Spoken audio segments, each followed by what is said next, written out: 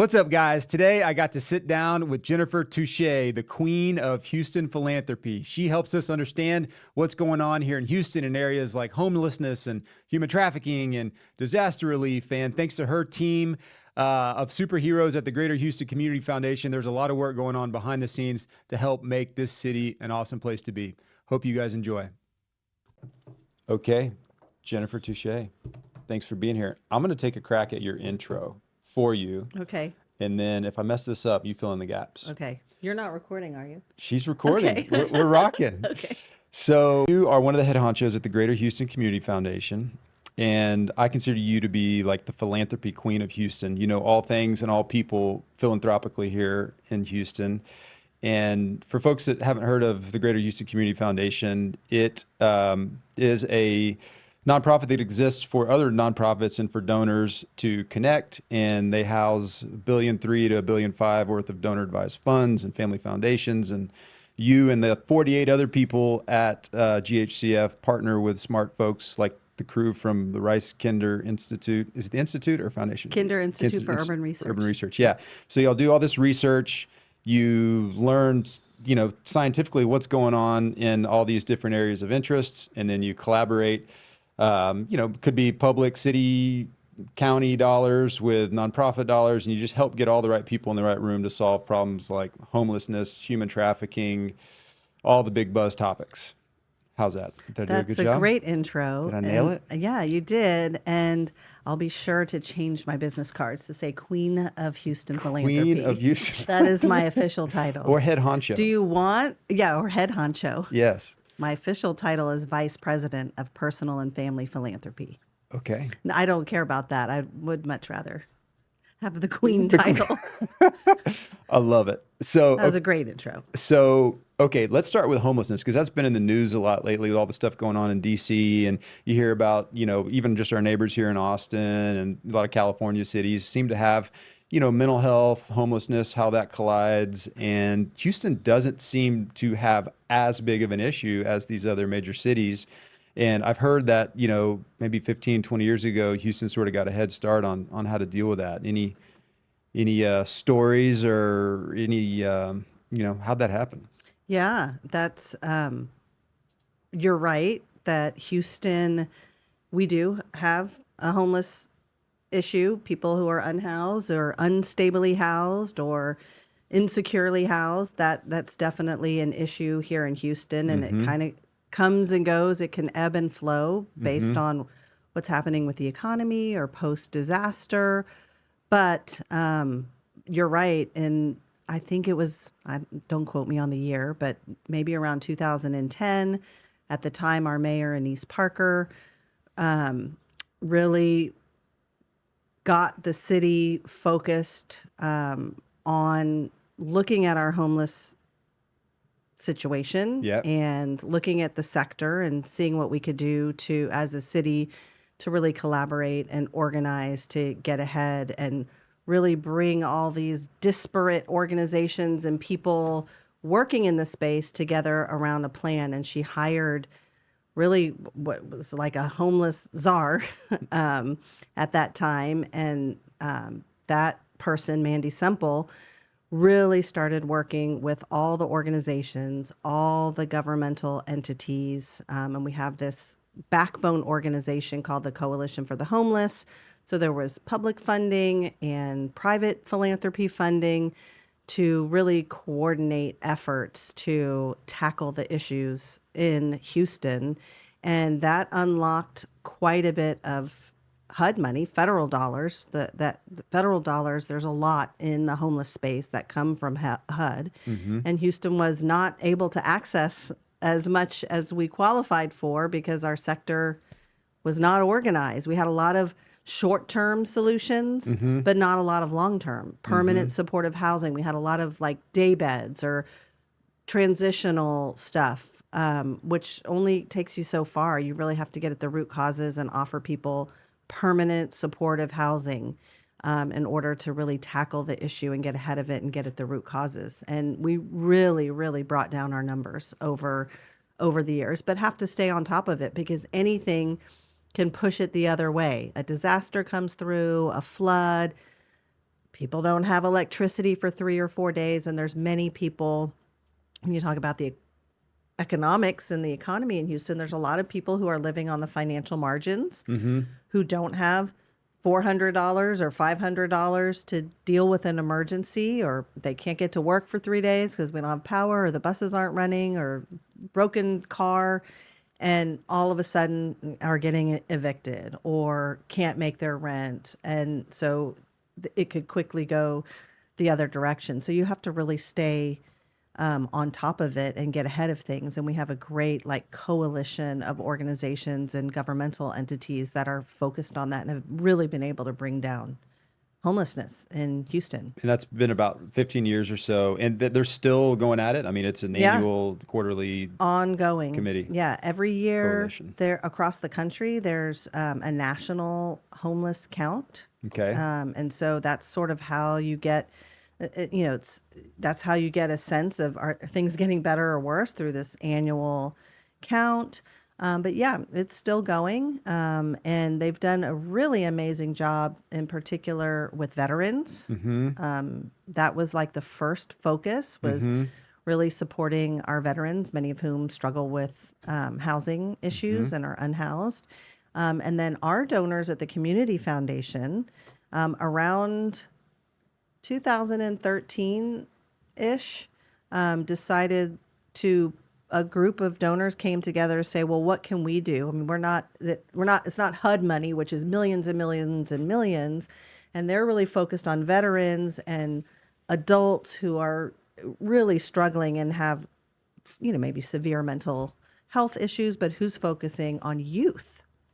Because we have young people who are also facing housing issues, who are couch surfing or are unhoused completely. And at the time, that really wasn't the focus for the city. And so our donors came together and put together a youth homelessness fund of philanthropic dollars to start talking to the organizations and governmental entities who are serving youth who may be unstably housed, and made some really strategic grants. I call them big impact, small dollars, big impact grants. Yep.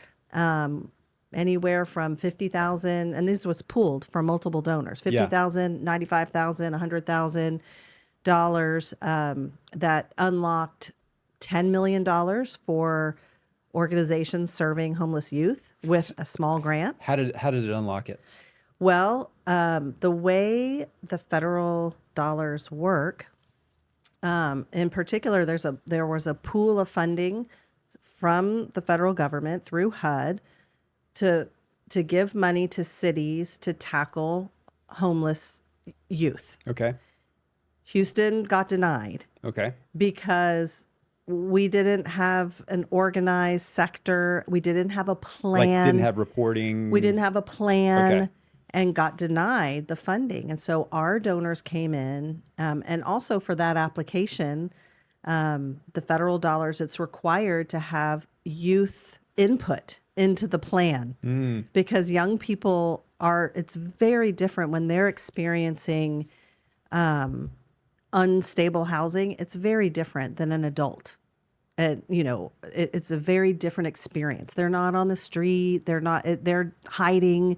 They might still be going to school. It's a completely different experience as a young person than They're an not adult. Adults sleeping in the car. Or, And might have much more entrenched mental health issues or addiction issues. Some young people were just kicked out of their house for various reasons. Got it. So they're easier to get healthy again? The earlier, they're harder to find, actually. Okay. Young people who are experiencing homelessness are harder to find. Okay. Because they don't They're scared. They're scared. They don't want people to know. Yeah. Embarrassed, scared, all of it. Yeah. I mean, think about if you're a teenager. Yeah. And so they don't always know, and there's maybe not a lot of adults they can trust with their situation.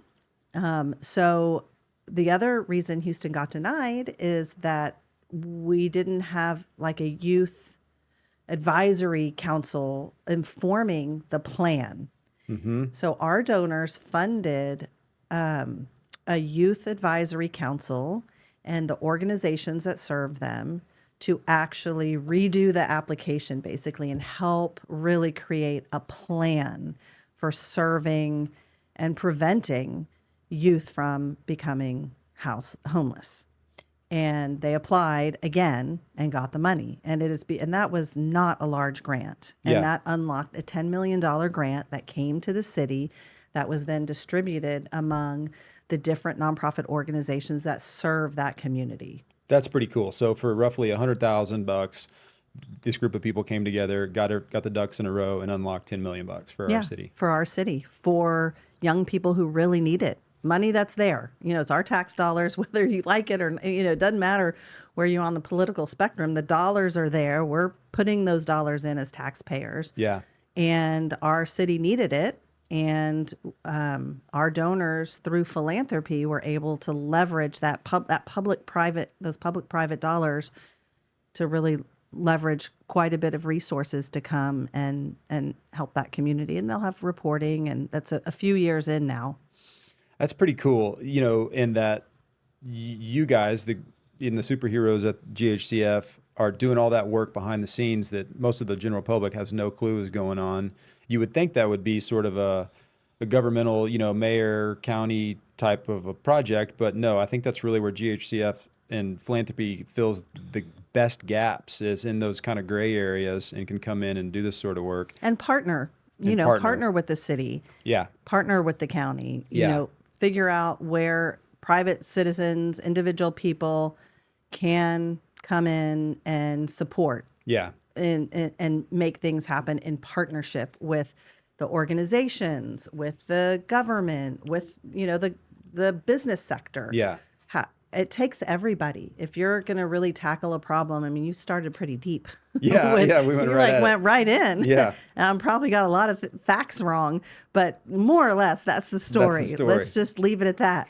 I love that. I could, I don't know if you do resources at the end of your podcast, but we've written up this story a few times. Oh, cool. In our newsletters and things, and we can give you links if people want to really read the history and the story of all the grants that they made and the whole timeline and all of that. Because, yeah, it's been a long time. I don't have necessarily all that, but the story is real. Well, I love that. And I also love that, people like your team and the donors are here for generations, and administrations come and go at city and county government. So you can continue the conversation, when a new administration comes in, you can keep it on the radar and have you guys be the glue that keeps these sort of things going. That's what the hope is that, and that's really the role of citizens and residents, is to work in whatever way we can. Yeah. With our governmental entities, with each other, to, raise a flag about things that are problems that we want to help with. Yeah. And do what we can. I love it. And that's a great story, that one. Yeah. Okay, so educate me a little more, if you don't mind, on homelessness in general.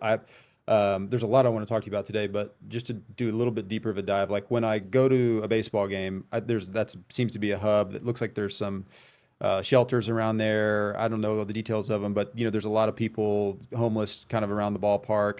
There's another group sort of down by the zoo a little bit, sort of in that area.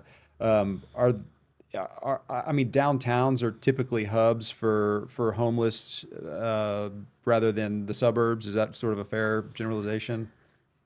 I don't know that I feel knowledgeable enough to know. Yeah. Houston is a huge city. That was my thought too. That's what you see. Yeah.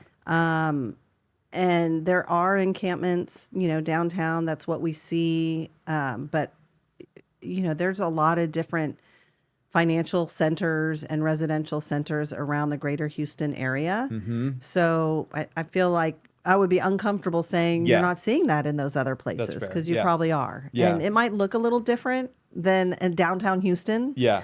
But what you'll find is that people do congregate. It's somewhat of a community where there are resources. There are a lot of nonprofits downtown I see that people. serve them. So that in some ways does attract people who need those resources and need to be close That's to true. them Yeah. to go there. So Because they'll show up with meals or exactly. medicine or whatever to Exactly. help those And folks. there is some community that's happening there. People are sharing ideas with each other, guarding each other's stuff, finding out, oh, this place might have this or that. And so in those instances, but really the issue, that's a small part of the housing issue Yeah. is what you see. It's what people see. You drive by it. It's really important. But Houston is going for functional zero, which is like sort of a technical term where we end homelessness. Yeah. Functional zero means it's never going to be zero. Right. It's never going to be literally zero. But it's sort of like the next goal that we've essentially found places and resources functionally for everyone. And you mentioned root causes. What are some of those root causes and how do you get there and help folks with those? Yeah, I mean, root causes can start in early childhood with trauma. It can poverty, just flat out poverty, housing costs, disasters,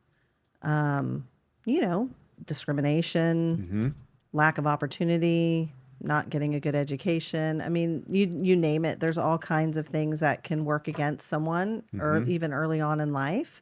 And then, of course, persistent mental illnesses. Not everybody who experiences homelessness has a mental illness, but people who a lot of times, that are really hard to house. They've been homeless more than once for a year or multiple times or for years. Usually there's comorbidities and some addiction. And, we don't have all the resources we need early on in life Sure. to get ahead of things like addiction and Yeah. trauma.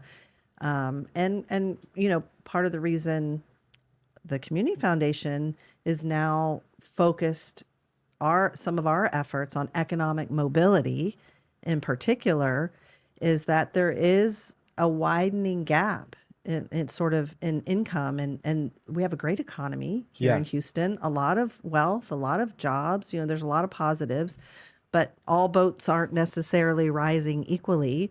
And if we can tackle things like people's income and getting them into affordable housing and really focus on that economic mobility and closing that gap, maybe down the line, we're getting ahead of things like then becoming, unhoused. So can you dumb down economic mobility? I know what those two words mean independently, but when you put them together, what does that mean? What does that look like?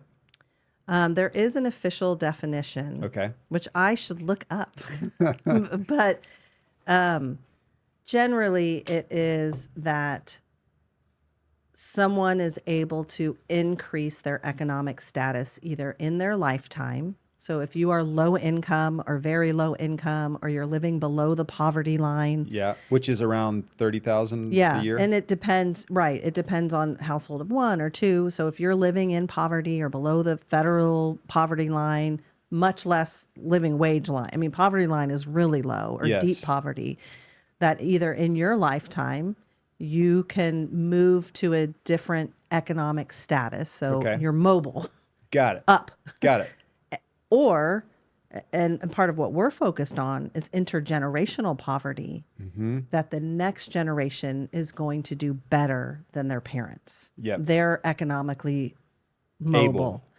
And for the first time in our country's history, we're seeing in general that people are not doing. There was a long time in our history where you generally could expect that you were going to do better than your parents. We were all sort of upwardly mobile. And that trend is going in the wrong direction. A lot of people are not going to do better than their parents. And there's a lot of nuances to it. If you live in certain zip codes, if you disaggregate data by race, by gender, you'll see the impact is definitely felt more on Black and brown communities, on women. So the whole idea of economic mobility, especially intergenerational, is that help giving people the tools and the resources to take advantage of the great economy that we have here and boost them up so that they can increase their economic status in their lifetime and certainly in the lifetime for their own children. That's pretty solid. So you Yeah. said GHCF is taking this on. What does that look like? Yeah, well, we've done one really competitive grant round. We gave at the end of 2024. We raised money to give away. I think maybe you helped give to that. I'm not sure. If you didn't, I'll ask you later. That's funny. So we put out a call for ideas from the sector. We had $500,000 to give away to organizations really focusing on economic mobility, especially with an intergenerational lens. And we had some other criteria that they could show measurable impact in 3 to 5 years and has the potential to go to scale. Obviously, with $500,000, we're not solving economic mobility in Houston for all populations. Well, hey, you did pretty good with 100 and Yeah, homelessness. exactly. So that's a pretty good start. Exactly. And so we did that. We got 300 letters of interest from organizations across the county. We're focused just on Harris County. Nonprofits. Nonprofit 300 organizations. nonprofits reached out and said, "Hey, we think we can help." Actually, some nonprofits could submit more than one idea. I think they could submit up to 3. So it was still probably 200, at least 200 different organizations that applied and said, "We're interested. Here's what we're doing. Here's why we think it meets this criteria." And we have a really amazing grant making committee that we actually put a call out and invited people from the community to apply to be on our grant making recommendation committee. Right. So it wasn't even just our team. So we have people with lived experience who experienced economic mobility themselves. Yep. And people who work in those fields professionally, maybe through the government or a nonprofit, some other funders. So we have this great, really robust, deep knowledge committee in addition to our team, which is also fabulous. But to review all those proposals and take a deep dive and say what's a good idea, this is a bad idea. What do we think who do we think we want to do? And anyway, so through a process there, narrowed it down to 6, and then narrowed it down to 3, and so you went from 300 to 3. To 3, Wow. 3 organizations, and we're doing it again right now. Actually, we're in the middle of our second round. It's going to be another $500,000 that we're going to grant out at the end of this year. To the same 3 or 3 different? 3 different organizations. What if I know you probably don't have it in front of you, but what was sort of the shift, or what good ideas did those first 3 have? Yeah, so they all met our criteria. Yeah. Have could show impact within 3 to 5 years. I mean, economic mobility or even education. If you're really trying to solve problems, just think about cancer. Mm-hmm. Sometimes you don't see the impact for 50 years. Like, how long does it take to research? So for this, because we wanted people to get excited about it, like, we got to pick something where you actually can show the impact in 3 to 5 years. Yeah. Economic mobility and moving the needle on that's 20 years. That's a generation to really know. Short-term and long-term goals. So we need some things that are short-term. So That's it needed to be targeted community where you could see the intervention actually works. Yeah. In some reasonable amount of time, and could go to scale. So one of them, I can tell you if you want to know the organization. So Grameen America, which is doing microloans to primarily very small women-owned businesses. Primarily in the Latinx community. Okay. And so women who have small businesses, maybe, they're importing products and selling them, or they have a hair salon or a cleaning company or a little restaurant, a food truck, small businesses. And they give them microloans. What's a microloan? Like $2,500. Okay. Really small. Okay. But in addition to that, they're put in a cohort, and they have like weekly Zoom calls. The women are supporting each other. They get technical help. So like a mentor? Yeah, all kinds okay. of stuff to support them. And so they get a lot of support along the way, and they build community. They learn from each other. These cohorts volunteers, other successful business people in their fields, or how do you get? Well, the cohort is run by the staff, It's the staff Grameen of- America. And actually, I gotcha. some of the people running those cohorts are women who went through the program. Yeah. Who now have graduated in their businesses. They're not even needing the loans anymore, but they're Helping out. Giving back. Yeah. That's cool. Yeah, so they're learning from other entrepreneurs. And I don't know all the ins and outs, but anyway, that's a great program. And they opened a branch, so they're a national organization. So they have a Houston branch. They'd already been here a few years. They had to be an established organization for what we wanted to do. There's always new organizations that have new ideas, but for this investment, they needed to be already established. So that was one and that's intergenerational. Most of the women have children and families that they're supporting, and they're growing their businesses and learning, all the things that they need to grow their business and provide that extra income for their family. And was that nonprofit? How do you say it again? Grameen, Grameen. Grameen. Were they already doing that? Yeah. So they were already doing those microloan programs and said, "Hey, we've already got this thing. Y'all should." Proven concept. It works. So it wasn't a new idea. It wasn't a new idea. Got it. And that was fine with us. Yeah. Because we kind of wanted proven ideas. For sure, yeah. And because if it's a good idea, there's a lot of good ideas in there. One of the things that I think, that is, I think happens is that there are actually a lot of really great ideas and interventions happening when it comes to solving problems in the social sector and in the nonprofit sector. But it's such an underfunded field. You don't have like private equity companies coming in and fueling those ideas. The ideas are there. The ideas are there. Usually as close to the problem as possible. The people on the ground running those businesses in their communities kind of know what they need to improve and be economically, mobile and all of that. But those ideas are hard to find, and we don't have like a setup where there's just tons of, people infusing great ideas with capital. And that's what it takes to solve problems. So anyway, the idea was already there. So we were able to, in addition to giving them a grant to expand that work in Houston, this is one of their more robust. They have branches across the country. Houston was doing really well.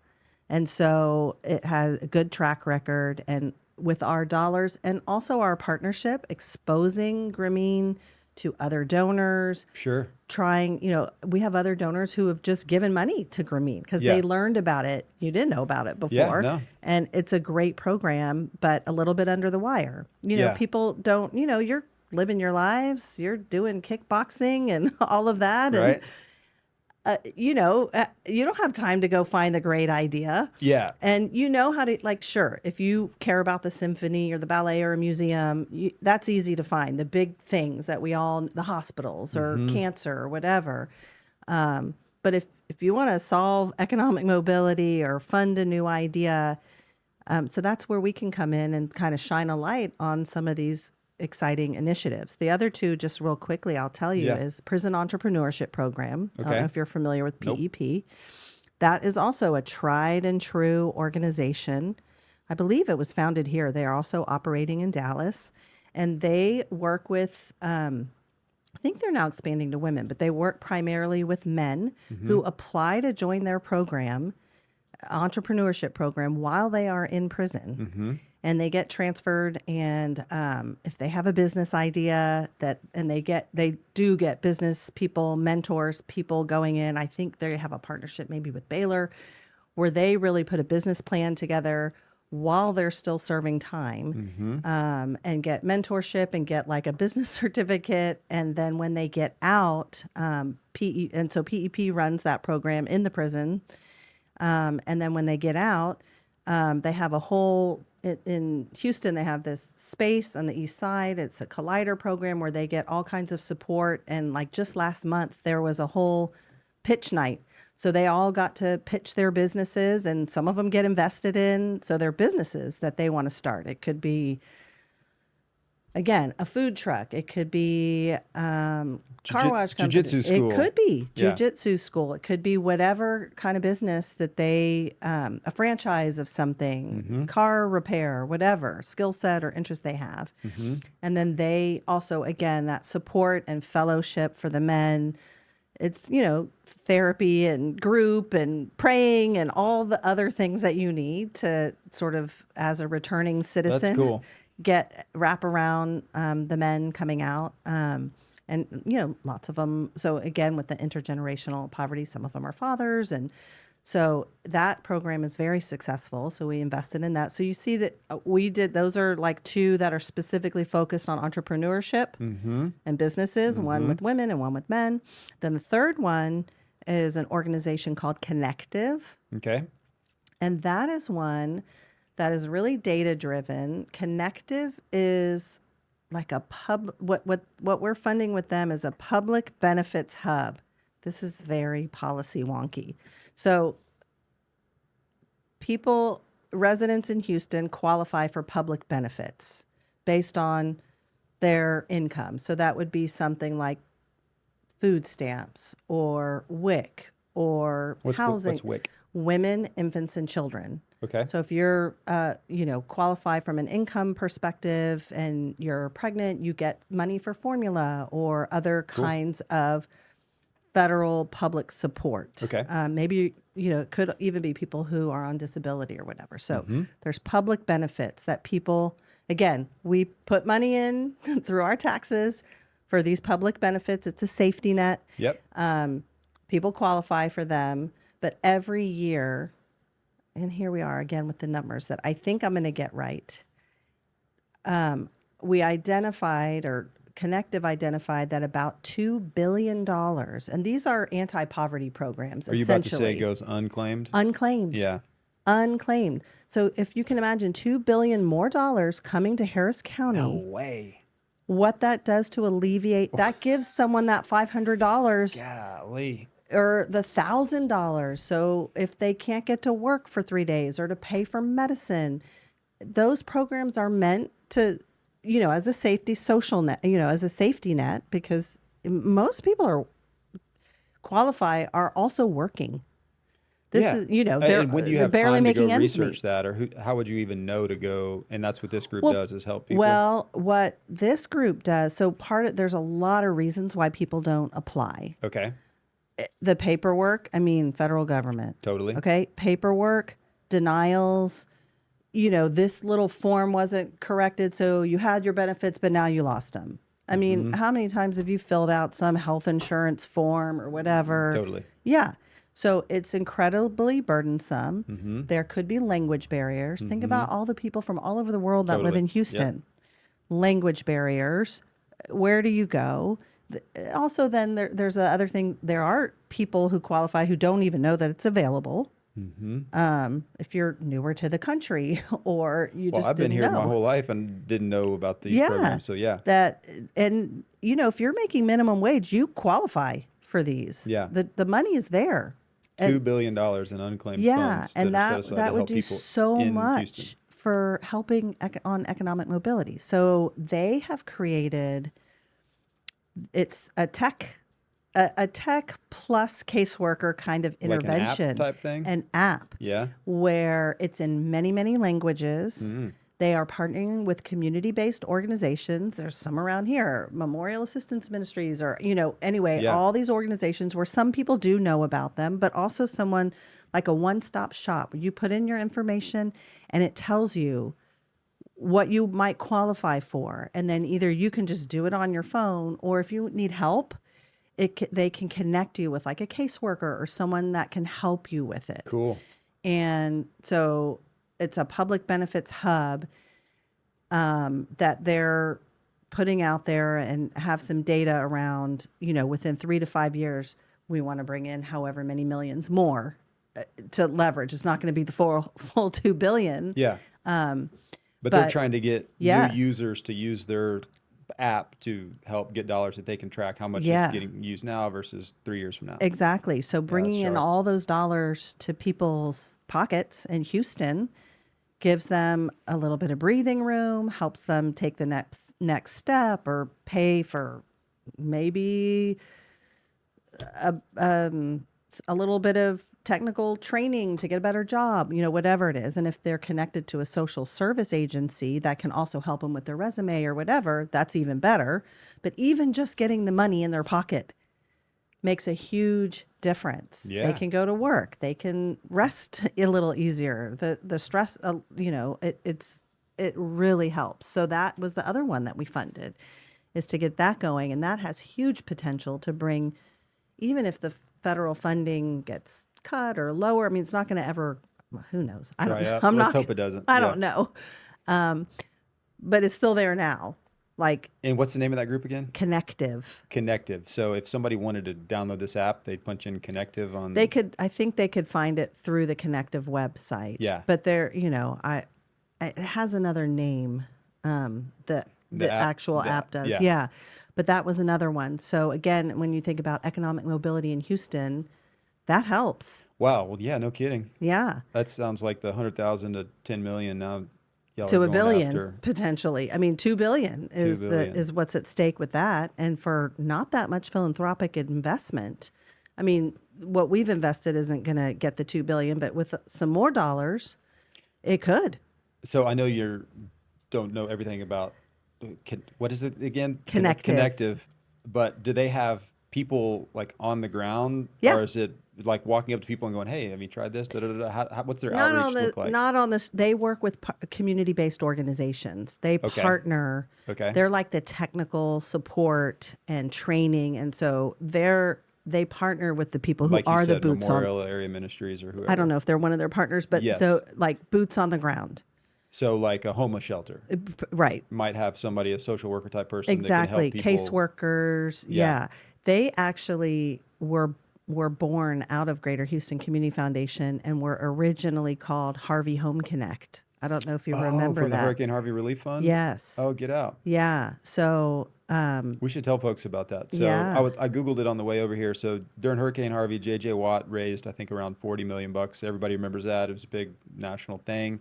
And GHCF was like 100 or 110 million. 120 million. 120. Or So 119. So, 2 to 3 times more than the popular J.J. Watt thing. So I just want people to see the impact that's going on behind the scenes. Yeah. And you guys partnered with the county and the city to direct those dollars and get them out to people. One of them, which is this story now. Yeah. Harvey Home Connect. What we heard back then. Yeah. Again, when you listen to people closest to the issues, a lot of times the solutions are just right there. Yeah. It's very like human-centered design kind of thing. Yeah. Yeah. We were hearing that the seekers of care, like there was a lot of money, we all saw it on the news. There's money to get your house repaired or whatever.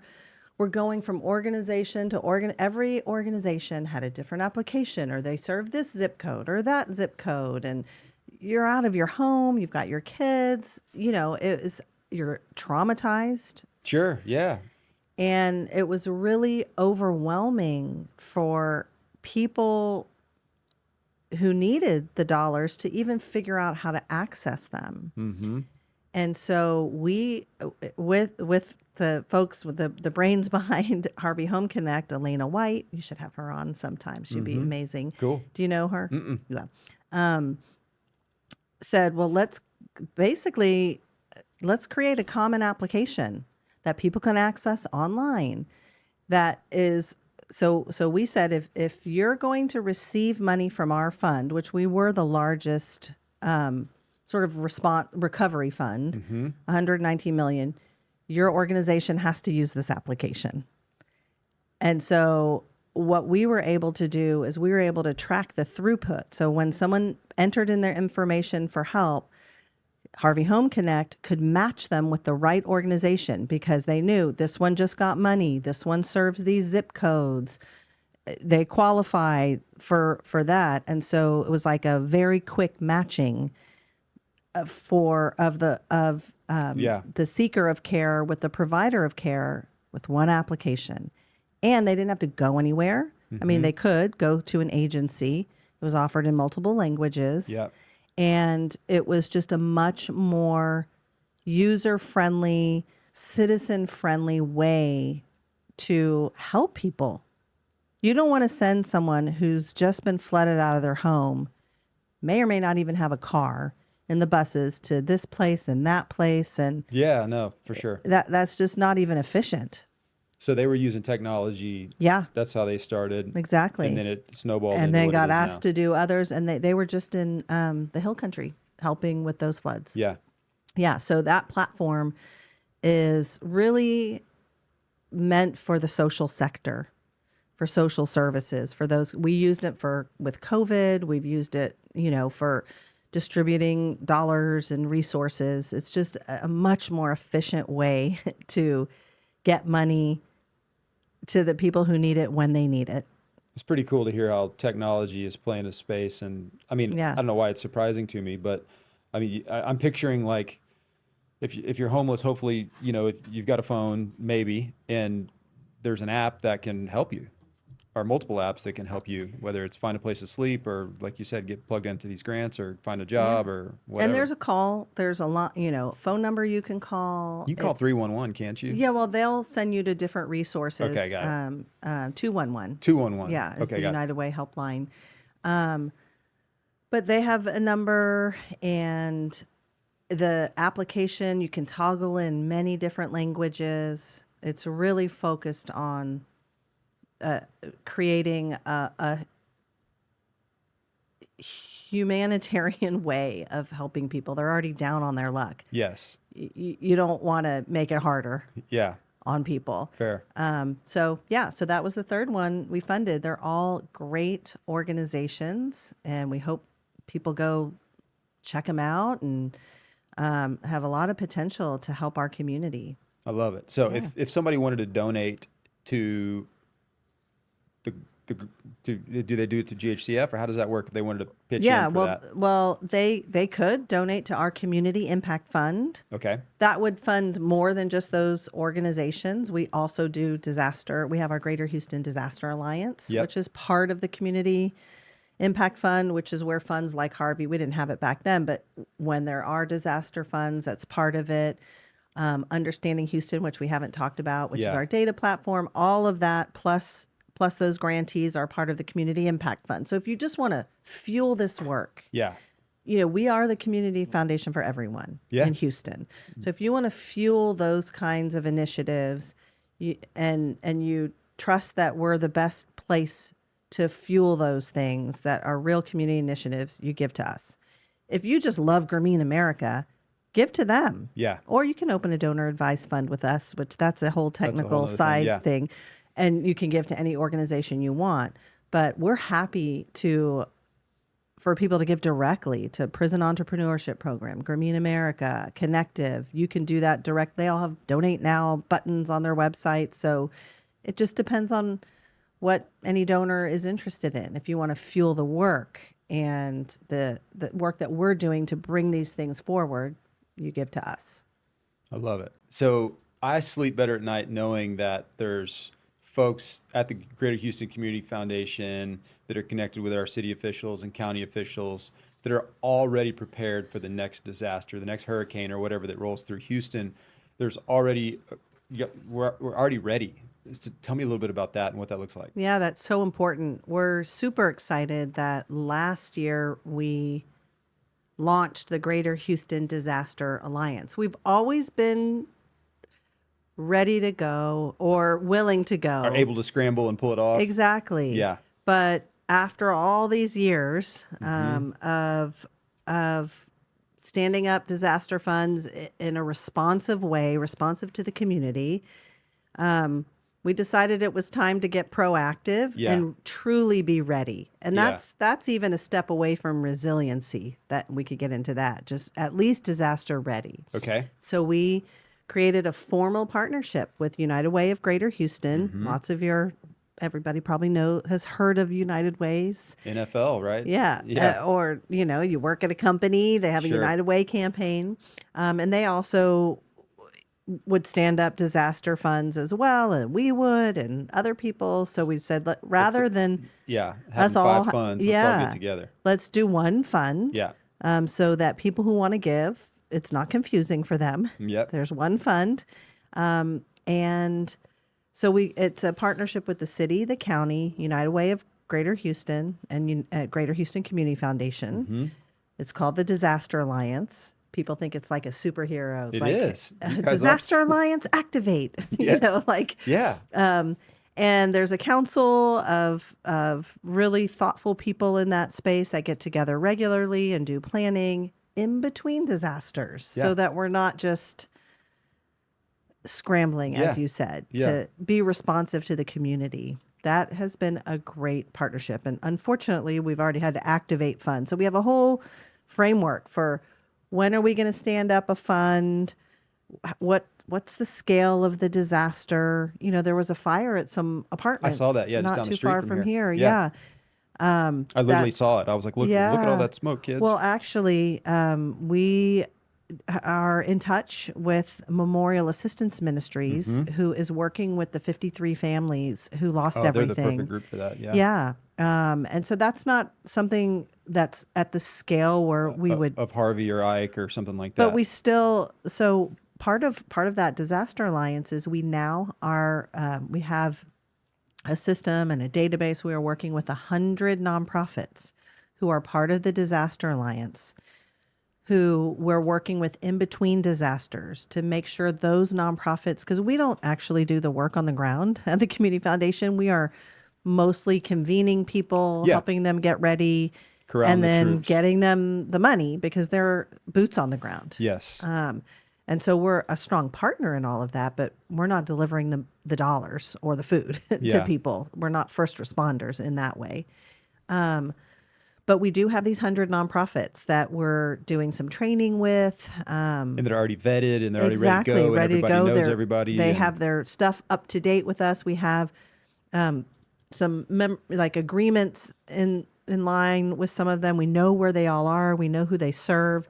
So if there is a disaster, they're ready to go. And we have a sense of who's ready and who they serve, because there's all kinds of communities here in Houston that maybe it's a smaller nonprofit that serves one particular community. Either it's hyper local or it's a particular, group of people from one country or something like that, but who need help and aren't really hooked into some of the larger organizations because they don't know them or there's trust issues. So we have sort of a broad base. Some are small, some are large. Like MAM is a very large organization. They can activate quickly, get a lot of money out to a lot of different communities, whereas a smaller one might do smaller. So anyway, that's what the Greater Houston Disaster Alliance is. And we have a whole framework for small, medium, large, what we would do, how we would do it, who's involved, what we hope to have at some point is because every minute counts. Yeah. After a disaster. For sure. The faster we can get money out, especially because, as everyone knows, the philanthropic dollars are the first dollars out. Yeah. The government dollars, which are much larger, can take a really long time. Yeah.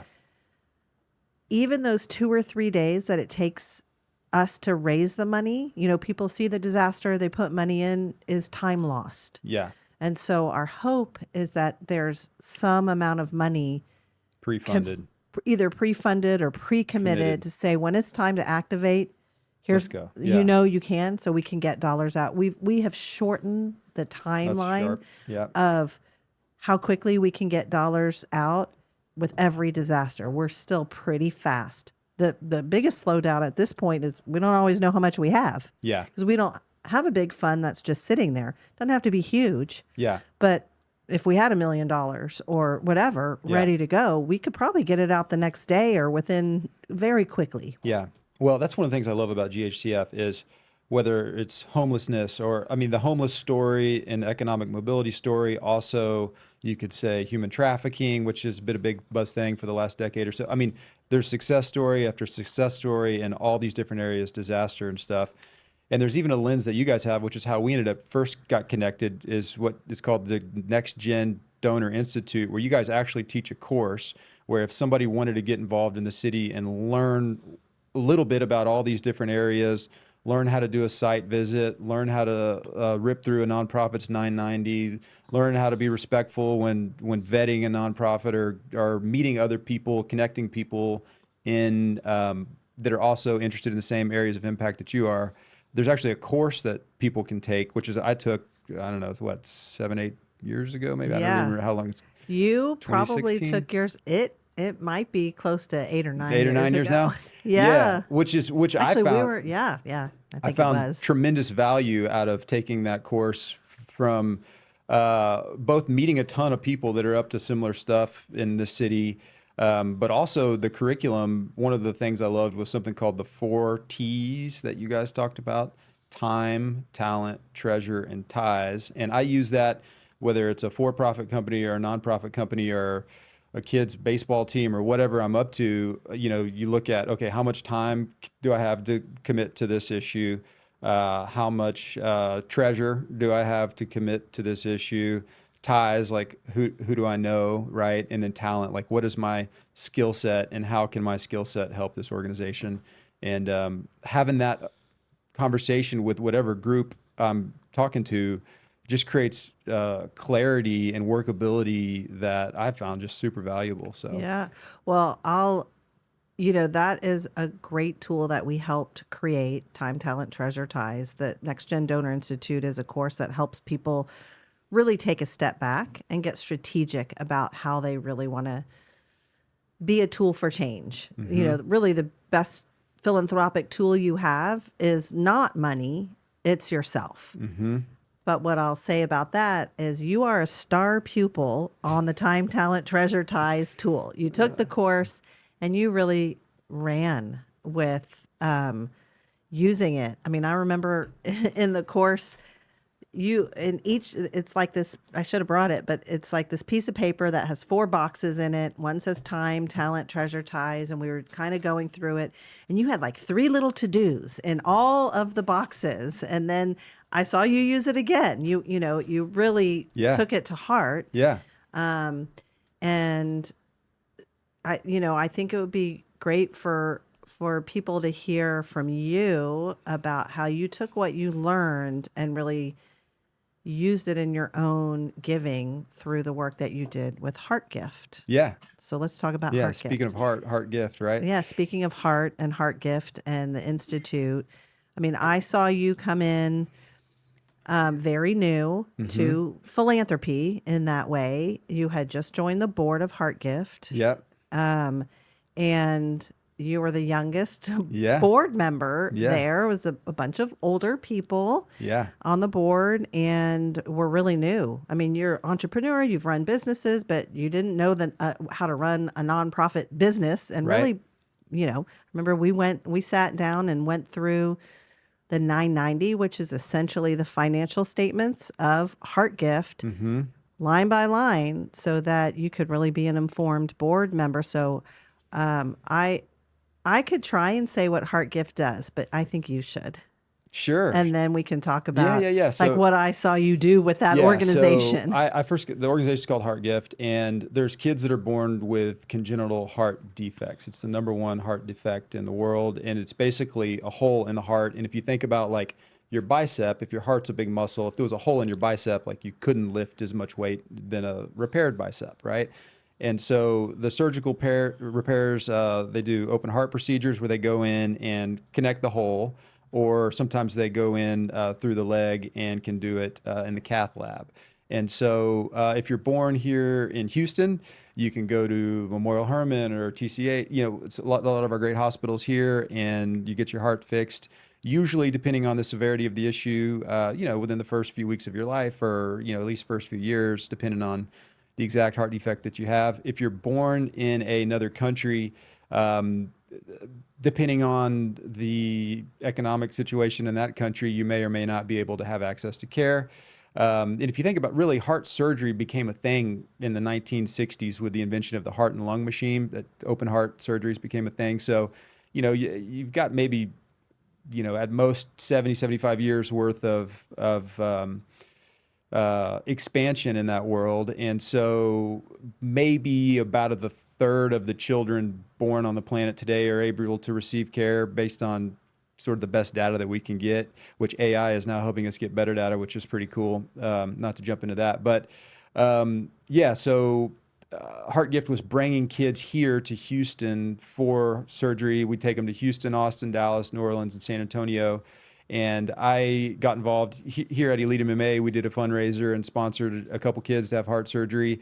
And through that, I got invited to go scrub in and watch open heart surgery, literally from like me to you. And I just got to see humanity at its finest when you've got, a dozen of these super talented medical folks, all focused on helping this, this just one little hole the size of, a bottle cap get repaired on this kid this kid's literally going to die. And then this kid lives with this minor repair, and which was really, really cool. And I got to be there when the mom got the good news that the kid was going to make it. I'd like to tell the story. The doctor was getting teared up. I'm teared up. The mom's teared up. So it was just really super impactful thing to be a part of. And through that, I got to meet a bunch of doctors that were saying, "Hey, this is cool, but there's still like literally 1 million kids out there on the planet that need help, and we can't bring them all over here. We got to start getting on, investing in programs abroad and helping people in their own country build their own, international pediatric, or not international, their own national pediatric heart centers." And so when I met you guys and I went through the course, Heart Gift was starting to get in that conversation of bringing kids here to going international, right? And so me, the youngest guy in this room with a superstar group of folks that he had some of the best, doctors and surgeons on this board, real estate people, political people, just super impressive people so literally for the first year, I was just quiet going, wow, I can't believe they let me in this room, I can't believe you were quiet. Right.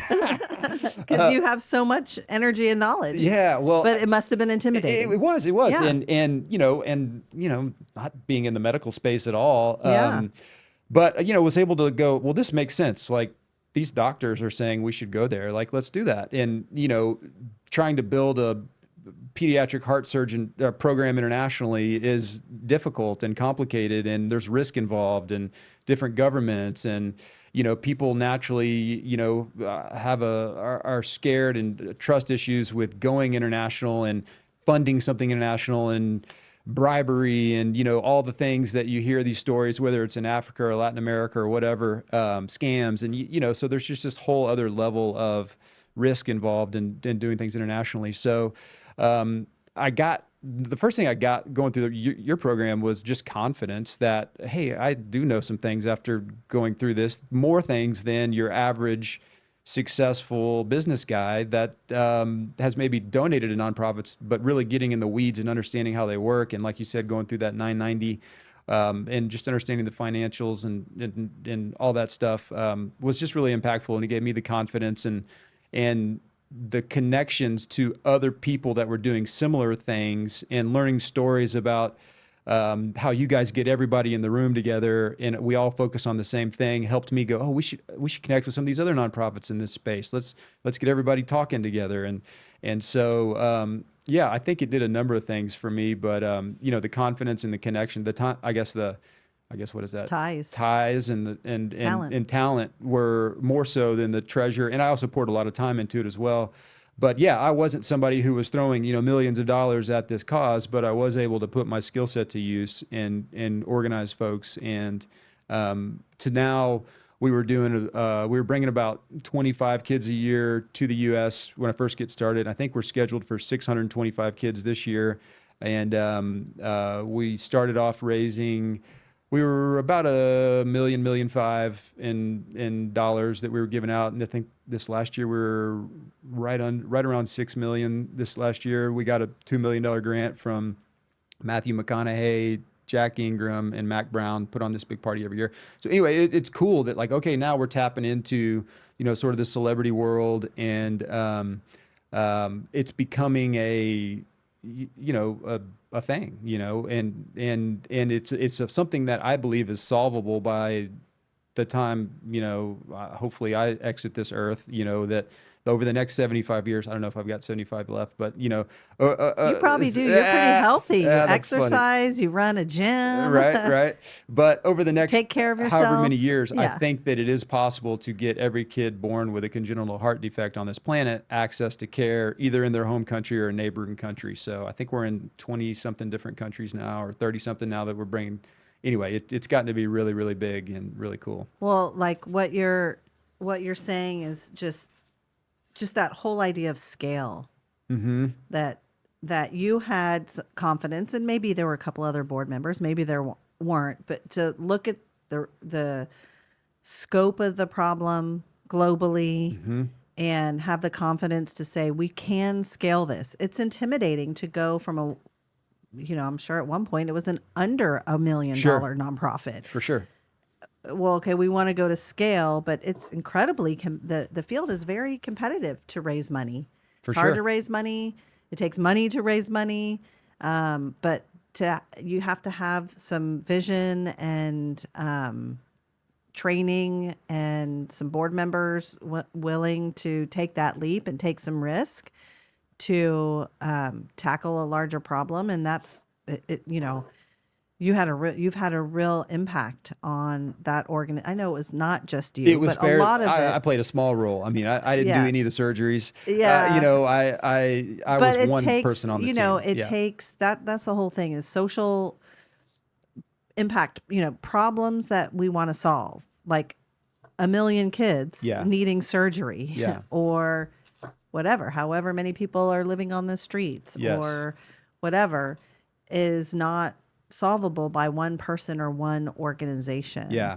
But leveraging the talents, like you're not going to be the surgeon, but you're a great connector. Yeah. And you knew that when you assessed your skill set, like, Yeah. well, I can do that. And Yeah, I that's think true. at one point you even told me that you decided, I don't think you're on the board anymore of Heart Gift, or are you back on the board? I'm not. No, I'm not on the board currently. No. Yeah. Mm-hmm. So that, you don't even always have to be in the same role, that you Yeah. could still support the mission, and, your role could shift and you could be effective for the mission, not even on the board. Yeah. Like there's lots of ways that people joining a board is great, and being a well-trained board member is even better. Yeah. So taking something like the Next Gen Institute or other kind of training on how to be an effective board member Yeah. is great, but there's so many other ways, like bringing your ties, or Yeah. introducing other people to your mission, which I know you've done. I've talked to a couple other people in my network that say, "Oh yeah, I met with Frost, and someone's going to Kenya with you." Oh, Mike. Yeah. So that makes a difference. Yeah. that really makes a difference. Yeah. Yeah. It's been fun, and yeah, you're right. What I found is there's for anybody out there that's an entrepreneur or a business guy, or just somebody who can make things happen, that's needed, especially in the medical space, because you've got doctors that definitely want to make a difference. I mean, they've dedicated their lives to helping people, nurses as well, but they work and they don't have time to do the research and they don't know who to connect with. And so I'm using AI right now I was going to do like an international study on, how many children's hospitals are there in the world, and do they offer these surgical repairs or not, right? And we were literally going to hire somebody and to do this, maybe a 2-year study on this. And I was even talking Yeah, to you, like, yeah, should we yeah, we connect talked with a about it. university? Yeah. And then I literally And get I was on. like, that's going to be slow, It's but gonna you be can slow. try. I literally get on ChatGPT and I'm like, give me a list of all the children's hospitals in the world and whether or not they do pediatric heart surgery, and do like a red light, green light, yellow light system. And it's like And I'm like, oh, that saved us, a lot of money and a lot of time, and this is incredible. And so now we're working on building a platform that helps connect others to others so it's not HeartGift out there doing all the work, but if there's 3 or 4 other nonprofits that if somebody needs a new heart and lung machine and this group's getting ready to retire one and they can send it to Kenya or whatever. Anyway, so there's just a whole new world of like Facebook Marketplace meets Google Earth meets whatever that can continue with AI in this space that could really amplify the situation because we learned through ChatGPT that I used to think we needed more surgeons, which we probably do, but there's something like each surgeon on the planet is doing 1.5 cases per week right now, which is pretty low. They can usually do 2 a day. Like here in the U.S., they're easily doing 1 a day down the street at Memorial Hermann or wherever. Of the kids, Of specific or one any case, kind one kid per of one week. kid per week. Yeah. But like in Panama, we're helping the Panamanians build a program there, and they might have 4 beds dedicated for ICU, and if tonight 4 kids come in with appendicitis, they get those beds, and if tomorrow morning we have a heart surgery scheduled, the heart patient gets bumped because there's no bed for them to recover in, right? So we're able to come in and say, hey, what do you need in Panama? Well, and sort of act as a consultant and help them say, hey, you guys need to dedicate 4 beds for your heart program so that you can do 1 surgery per day. We're able to do that with them. They, in their current space, dedicated some beds. They're now doing 2 surgeries a week, which is 100 kids a year. So they went from a few kids a year to 100 kids a year, and just with some recommendations, not even much funding, and sort of us acting as a consultant. When I say us, I mean the smart doctors, that are in the room. You can be in that group with them. I get to carry their bags when we go on trips, but the point being, just there's a lot of people out there that like almost have a program, and that just a little bit of nudge or maybe a little bit of funding will help them. If we go from 1.5 surgeries a week to 3 surgeries a week per surgeon on the planet, we almost solve the problem globally. Like it's almost like done. And that's a doable metric. Well, and so, part of what I'm hearing you say is like aligned with what I was saying earlier. People closest to the problem know the solution. Yeah. You sitting here thinking, or us sitting here thinking, oh, wow, 1 million kids need that surgery. That seems unsolvable. Yeah.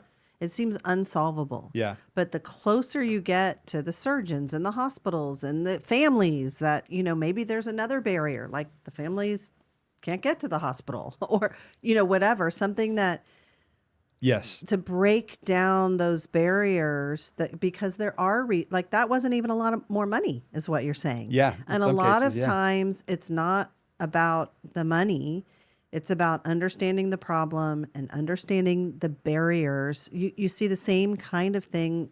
You could just take almost any issue area, like say education or higher education. Mm-hmm. Just giving someone who needs a scholarship, they don't have money to pay for college. Just giving them a scholarship doesn't necessarily mean that all the barriers to that young person completing a degree. It's not just about money. Like, okay, their parents or they don't have money to pay for college. You think, okay, well, I'll do a scholarship.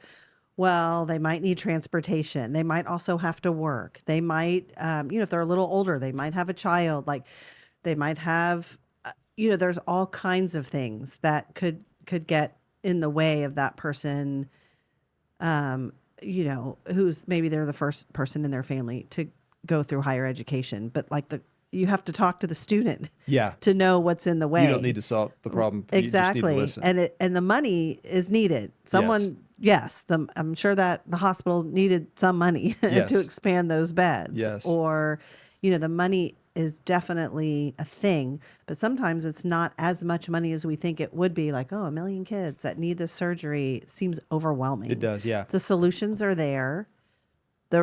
Generally we have the resources. We're the resources are there. It's about redistributing them or getting the right people in the room or doing some really detailed and like when people, I like to think like in philanthropy, if you do get passionate about an issue area in some ways you're sort of like a lightning rod for that issue area. You learn it so well because you've really put yourself into it. And no, you're not doing the surgery, but you probably know a whole lot about the whole process, inside and out. You're not doing that for your day job. That's not, but you know so much about that. Yes. And so you can be a much more effective change maker because you have gone deep in one issue area. Yeah. And also it's probably much more gratifying that way than just sort of like you said, you can, make grants and give money or, sort of peanut butter spread around. Yeah. And that's needed too. But I think getting specific, and that's one of the things you help people focus on is find your issue area. Find your issue area and or use your skill set. Use your skill set, go deep, and you'll learn. You have to be open to learning. Yeah. You're a voracious learner. Yeah.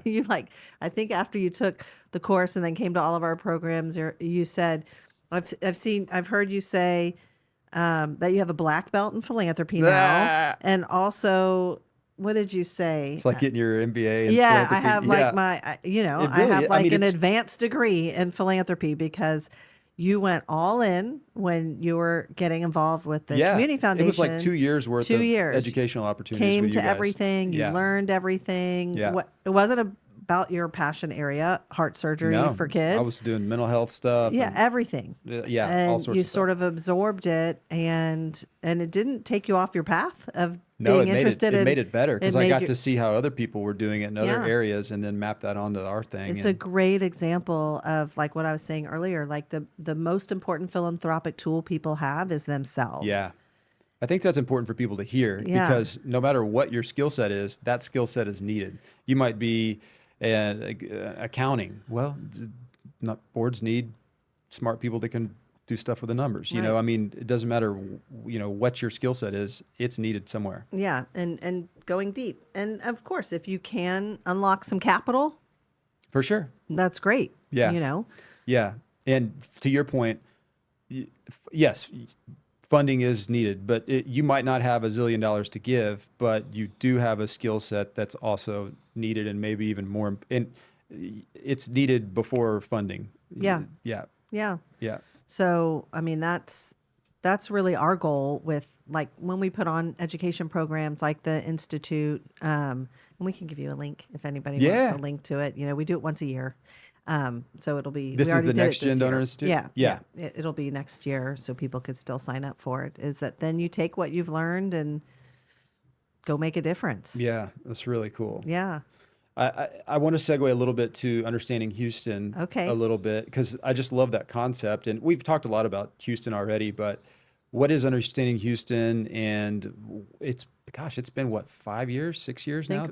That's been 6 years. And what type of data did you, give us the rundown. Yeah, what's going on there? You actually spoke at the launch of Understanding Houston. Yeah, that's what I was thinking. That was pre-COVID, I remember. Yeah, we had a big launch of that.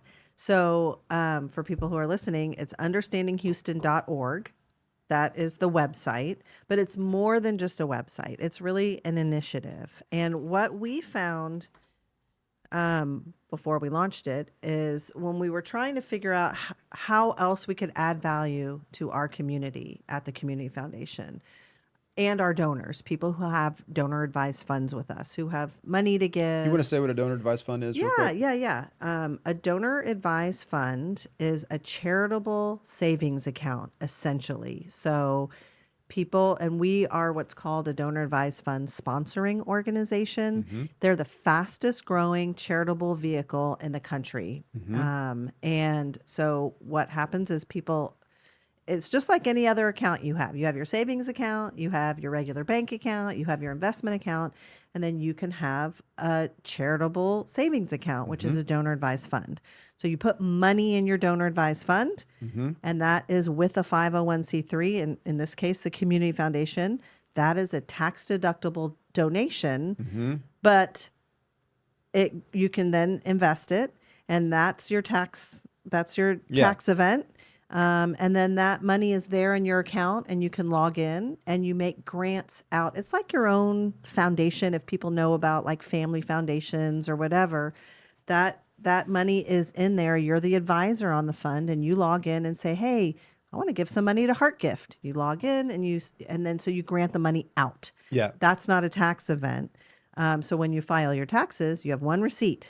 Yeah. All the money that you put in your fund or your appreciated stock or whatever that you put in your fund is there. And what we have found is that when people have donor advised funds, they actually tend to give more. They're like, oh, well, the money's already there. Yeah. And Because you could set up where 10% of my paycheck is going to go in the donor advised fund, Exactly. or I just sold my beach house and I'm going to put that money in my actually, donor you advised should fund. donate the beach house. Okay. Because that's actually better, more tax efficient for you to donate it. If you're going to put all the money Yes. in, because you don't pay capital gains taxes. So it's actually see. better to donate the real estate or the business before you sell it. So, that now we're getting into technical But that's tax cool though, advice. because you guys know the ins and Yes. the outs of that world where Business somebody and- like me would have just paid capital gains tax Yeah, on that. no, Yeah. same thing with appreciated stock. So any kind of asset that you have that you want it to become, because you can afford to make it a charitable asset. Yes. You can call the community foundation and we can help you figure out how to do that. Yeah. So you put it in this fund.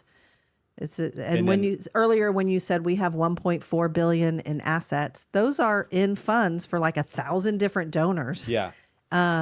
And then we help you make grants out. So you say, I want to send money to Heart Gift, or I want to send, and we've talked about, Green America, or Or I want to learn more about homelessness. And you Right. go, great, come to this lunch and learn that Right. we're having on homelessness. exactly. And Yeah. what some of the data is showing nationally is that when people have a giving vehicle, they're a little bit more disciplined about their giving, because it's like, okay, I really do want to give 10%. Yeah, they're intentional. Yeah. Yeah. And then it boosts your confidence. You're like, oh, wow, that's grown. It's invested. I can give more money. And those dollars are actually Invested. So you're Yes. getting growth in that account. Exactly. And those dollars are there. They're growing. You can grant out money whenever you want, or you can let it grow. Give it to your kids one day to give away or whatever. Yeah, exactly. Or save it. Maybe there's a big capital. Maybe they're building a new hospital and you want to give money One to big it. one. Yeah. You start putting money in your account now and saving it up, whether it's for tax reasons, because there's a reason for you to put your appreciated stock in instead of selling it and paying capital gains. Yeah. Or because you want to slowly save up the money to make a larger gift later. So I don't know. So back to understanding Houston Yes. and how that relates to donor advised funds. So we do that for people. They have an account with us. We manage all of the technical stuff. It's like having your own foundation, but really we do is all the cool. back office And for you don't have to hire anybody. No. And there's no additional tax returns or payroll. No, it's we make philanthropy really easy. We handle all the paperwork, no tax return. Yeah, I keep trying to. I run across a lot of NFL and MLB guys that end up making some good money and have a great intention to start the Joe Schmo Little League Foundation thing, and I'm like, hey, you don't need to start your own foundation. No. Just do a donor advised Yeah. fund, and many actually the cost is cheaper than a foundation. Yes. And in some instances you get better tax treatment for certain things going into a donor advised fund than like your own separate sort of private foundation. Yeah. So we have these donor advised funds. We're working with people who want to give, and they can be small funds or very, very large funds. How else can we add value? We're great at taking the money and getting it out and giving you some advice. So we decided, we looked around the country and we saw that Houston was the largest city in the country that did not have what we would call an indicators dashboard, data Okay. indicators. So those are like quality of life indicators that are being tracked at like a county-wide or region-wide level that people can look at to see how we're doing over time. So it's really a data project. We partnered, as you said earlier, with the Kinder Institute for Urban Research, which is at Rice University. And through a series of lots of community meetings and honing in on what was important to track. We wanted to track data that's meaningful and that's user-friendly. Like, sure, if you work at some healthcare agency or a policy institute or the government and you're a big data nerd, you have all that data. But for you and me, it's really difficult to Yeah. track. And even for many nonprofits Yeah. who don't have a data person on staff. Yeah. To get good, clear data, which you kind of need when you're a nonprofit, like Sure. what's happening with this issue area. So we decided to create one. Mm-hmm. There's 200 quality of life data indicators No that way. go 200 data points? things that we're tracking Wow. in the 3 most populous counties in the region, which is Harris, Montgomery, and Fort Bend County. We do some stuff in Waller County because our disaster work is there, but the Understanding Houston is the 3 most populous counties. Yep. 200 indicators that we're tracking over time, and it's like 9 different big buckets of it, like education, health, arts and culture, civic engagement. We've bucketed them into usable like 9 main issue areas. Yeah. And we put the data out and we update it every 2 years because data doesn't change that much year to year. 2 to 3 years, the data, but we're tracking it. Yeah. To see how we're trending. How are we trending? And where are there areas that are trending in the wrong direction that people aren't addressing, maybe, or we need to address differently? Does this help with any of the national funding as well? Having these data, It can roll into some definitely. of that? And a lot of funders are using it. It's really user friendly. If people want to go on it, the charts are all downloadable. They're sort of, you can click on, Houston and compare it to the state and compare it to United States, compare it to the country. And it's really user friendly. So in addition to all of that data and whatever you're interested in, you can find it there. We also have like a community voices page where we invite people and also our team sometimes, because we only update the data every 2 or 3 years. There's other issues that need to get highlighted during that time. So we have additional blog posts, white papers, deep dives. Like we did one of our most read ones, it's most popular, it's read and downloaded a lot, is on the history of redlining in Houston, which has to do with housing. That was a really popular one. Yeah. But anyway, so we're always putting out new content there that's relevant for people. So people can sign up for the Understanding Houston newsletter. So we'll push out new information to people when it's available. We have just a lot of like guest authors on that. And we use the data, and that's part of how we landed on economic mobility. We looked at what was trending in the wrong direction in Harris County. We were actually surprised that we were not trending in the right direction in Harris County, and compared to the state and compared to the state. And so if people are paying attention and emerging needs, you can find it on Understanding So the Houston. data doesn't just live there for nobody to look at. You guys actively look at it and go, hey, this is problematic. Let's try to get some troops around this one. Yeah, and other funders use it all the time Yeah. when they're looking at data, and a lot of nonprofits use it. That's so cool. if anyone that's listening is involved with a nonprofit, I highly encourage that they sign up for the newsletter, that they really, it's a great community resource. Yeah. I've been a development director before, and Yeah. I've been executive director of a nonprofit before. And when you're applying for funding or when you're trying to understand the needs of the community, it can be hard to get data that everybody believes and is centralized and is readable and usable. I wish this was around back when I was doing that right. work. Yeah. So that's Understanding Houston. And it's a great community resource. That's cool. Yeah. Well, encourage more people to go to understandinghouston.com and check that out. .org. .org. Yeah. And check that out. It probably reroutes you to .org too. Okay. I'm sure we bought both. I don't know, but it's .org. Okay. Well, I was going to say, we do a lot with families. Yeah, And so that's right. if people who are listening have children for sure.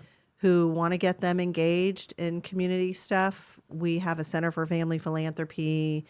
We do quarterly volunteer days. It's usually for our fund holders, but it's not that hard to open a fund with us at all. Yeah. but if you're friends with Frost, you can come with Ah. him. You get a special ticket. That's funny. To quarterly volunteer days. And so that might be like ages 5 and up. so kids can go pack boxes or Yeah, whatever we're the going to be activity is. close by here Saturday, September 13th at Sandal Gap Studios, which is a great program. It's an art studio that works with young people with intellectual and development disabilities. And it's a really great nonprofit organization. We're going to go do a bunch of stuff there. On Saturday morning, like 8:30 to 12, ages 5 and up. Maybe you and your kids can come. They probably are playing sports. But yeah, soccer season is about to kick off. But maybe they can skip one soccer practice That's to funny. volunteer. So we do that once a quarter. And then once a year, we have a big family philanthropy day. And that is Saturday, November 8th. And we're going to be at the Health Museum this year, which is going to be really fun. And we'll probably have about 12 different nonprofits there with activities for families to do together. That's so To important. volunteer. So anyway, I have to mention So, that. okay, That's but really that- what we but- should have talked about because Yeah, that's right. my expertise. I mean, because y'all, yeah, it you really is. took me on a track where I was like, man, I wish the rest of my team that's was the here. hard part about GHCF is you guys do so much. We do. I mean, y'all do so much. Yeah. And it's like you said, you've got a whole team of people that works on all these Yeah. different issue areas. But the multi-generational giving and getting kids educated and giving, I remember that from the exercise. There was one thing where you had us like, where did we learn who in our family was giving? And I remember like my mom, even to this day, is still like, hey, I cooked a brisket. You want to come over and get some? That's where I got giving from, was from her and just her. It didn't have to be dollars, but just, get somebody over here. Let's help, that sort of thing. So Yeah. Partnering with people and giving, it's just a part of who you are. yeah. Yeah. And it's cool to learn for everybody where that comes from as part Yeah. of your, And program. the reason we do the stuff, and we have a great program for 7th through 12th graders that's a little bit more robust. Where they're yeah, I've heard grant some of those kids applications. speak. It's like the Next Gen Giving Circle. Yeah. They're reviewing grant applications. They're going on site visits. It's a really awesome program for 7th through 12th graders. And we do that because we really believe that the earlier you start on your giving journey and really being educated about it, the better. Yeah. And so, yeah. Anyway, that I will plug the Center for Family Yeah, you gotta do that. Philanthropy, and hopefully, you or some of your listeners will, be interested in getting their kids Put engaged. those kids to work Saturday morning. That's right. You can't be all sports in school. That's funny. Thanks for coming in and sharing all your knowledge with us. I'm sure if we can talk you into coming back sometime in the future, we'd love to have you. I love talking to you, Frost. Yeah, likewise. This was really good, and really good to know that you and all the great 48 folks superheroes at the Greater Houston Community Foundation are out there, just doing everything for the rest of the however many millions of people that live here in Houston. The stuff that none of us know is even going on behind the scenes. You guys are putting forethought and effort into and planning for disasters and helping economic mobility, something I didn't even really understand until today's conversation. Y'all are really doing things for all of us that none of us even know anything about. So thanks here for to your serve. commitment out there. Yep. All right. Thank you. Let's wrap, everybody. Thanks, guys. All right. Oh, bye.